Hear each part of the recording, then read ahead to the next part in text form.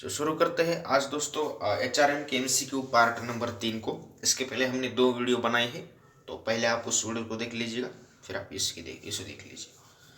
तो पहला क्वेश्चन आपके लिए है, HRM is a staff function. HRM कैसा है? एक स्टाफ फंक्शन है। स्टाफ मतलब कर्मचारी विभाग, जहाँ पर लोगों का समूह होता है। HRM ensures the availability of the competent man power. HRM ensure करता है अवेलेबिलिटी को। किसकी अवेलेबिलिटी? अवेलेबिलिटी मतलब उपलब्धता। कंपिटेंट मैन पावर मनुष्य बल। Human resource planning is a process of estimating future man power needs of the organisation.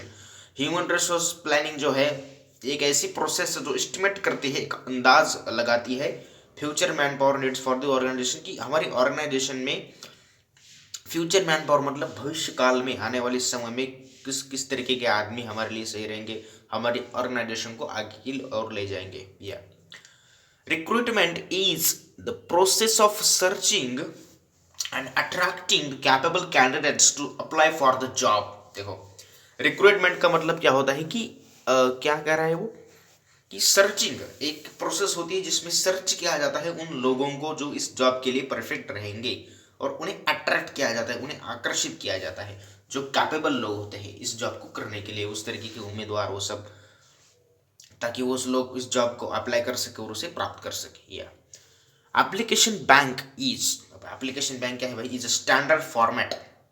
Standard मतलब प्रमाणक, मानक, एक मतलब क्या कह सकते हैं आपसे, एक विशिष्ट तरीके का format of the company to obtain information about every candidate applying for the job. Application bank का मतलब ये होता है कि किसी भी कैंडिडेट को जानना, किस तरीके से जानना, उसके बारे में इंफॉर्मेशन जानना। किसको? कंपनी जानेगी उस बंदे की इंफॉर्मेशन जो इस कंपनी को अप्लाई करने वाला है, या उस तरीके से। Selection is a process of searching and attracting capable candidates to apply for the job. अब ये कैसा है? देखो, recruitment is a process of searching and attracting capable candidates to apply for the job, and selection is a process of searching and attracting capable candidates to the apply job। ये दोनों भी question same ही लग रहे हैं यहाँ पे। या सो aptitude test is conducted to judge a specific talent or skill to handle a particular type of job। Sorry दोस्तों, एप्टीट्यूड का मतलब क्या होता है कि क्या कह रहा है? Specific talent and skill. मतलब क्या है कि कोई जॉब है, मतलब कंपनी में उस जॉब को करने के लिए क्या स्पेसिफिक टैलेंट लगेगा, और क्या वो उस व्यक्ति के अंदर वो स्किल है कि वो इस काम को अच्छे तरीके से कर पाएगा। तो ये जहाँ पर जज किया जाता है उसे एप्टीट्यूड कहते हैं, एप्टीट्यूड टेस्ट। या इनफॉर्मल, उसके बाद question number 8, informal interviews are conducted as per the rules and practices.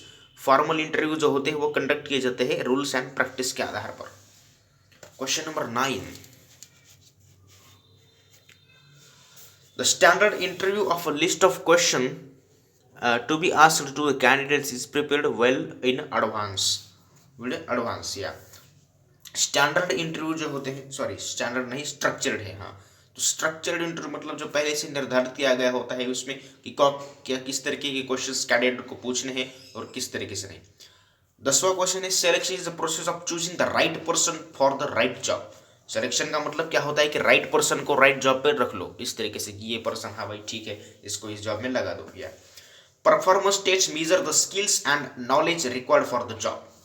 Performance test में क्या किया जाता है? उस बंदे का जो भी अप्लाई कर रहा है जॉब के लिए, उसका स्किल एंड उसका जो नॉलेज है, क्या वो रिक्वायर्ड नॉलेज उस जॉब को करने के लिए जो नॉलेज उसके पास होनी चाहिए वो है या नहीं, वो स्किल्स उसके अंदर है या नहीं, ये जहाँ पर जांच किया जाता है उसे परफॉर्मेंस टेस्ट कहते हैं।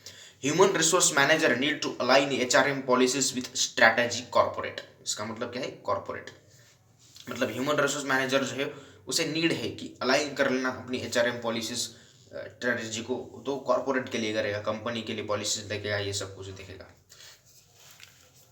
Refers horizontal movement of employee in a company, sorry in respect of the job position.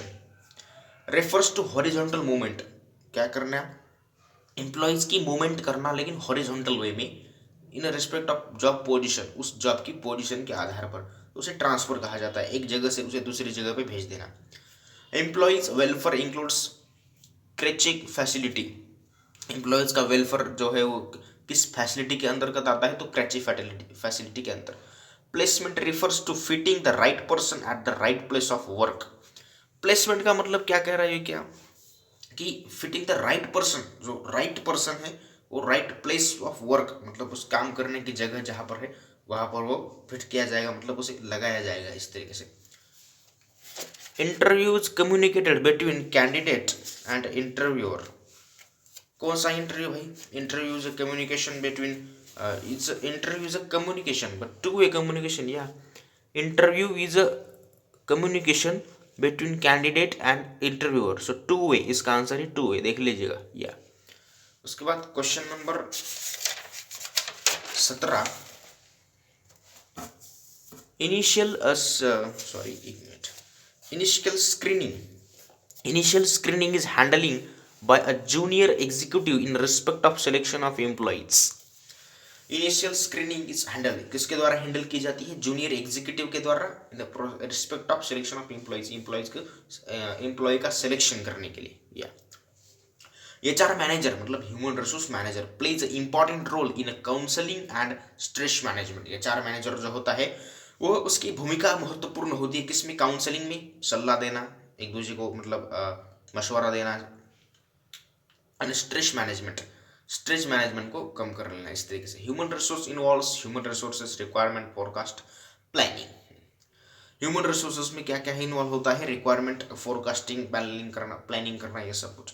Human resource management emphasises development of the people, human resource management में क्या एम्फसाइज किया जाता है, तो डेवलपमेंट ऑफ पीपल्स की development पर ज़्यादा से ज़्यादा फोकस किया जाता है। Planning, organizing and controlling the procurement, development, compensation and integration of human resources to the end that objective of individual, organization and society are achieved given by Philo.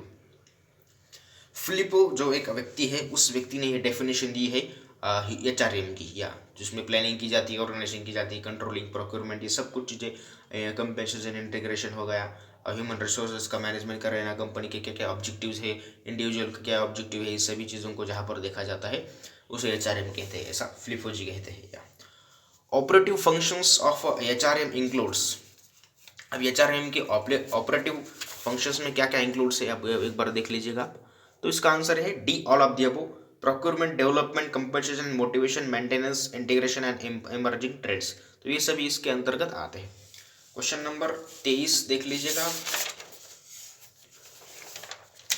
Which of the following statement is correct, तो correct statement यहाँ पर कौन सा है, तो इसका answer क्या है आपके लिए, the under HRM employee is treated as a resource, नहीं भाई, तो एचआरएम के अंतर्गत एम्प्लॉय को रिसोर्स के मतलब ये हमारा रिसोर्स है इस तरीके से उसे ट्रीट नहीं किया जाता, या तो मतलब वो एक क्या कह सकते हैं आप, employee is asset of the company, या एसेट को एसेट ही मान सकते हो, लेकिन थोड़ा डिफरेंट हो सकता है यहाँ पे क्योंकि वो इंसान है, मशीन नहीं है ना।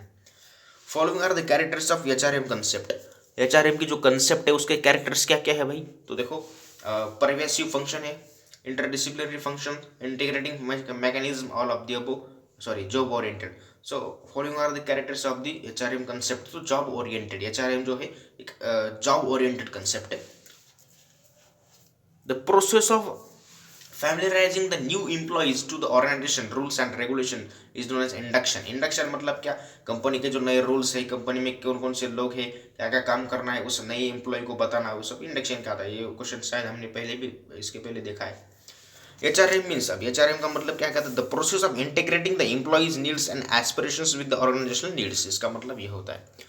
उसके बाद question number 28, job analysis results in, job analysis के रिजल्ट्स क्या क्या है, job description, job specification, job evaluation, all of the above, इन तीन चीजों पर भी हमने डिस्कशन किया है पिछले वीडियो में किया।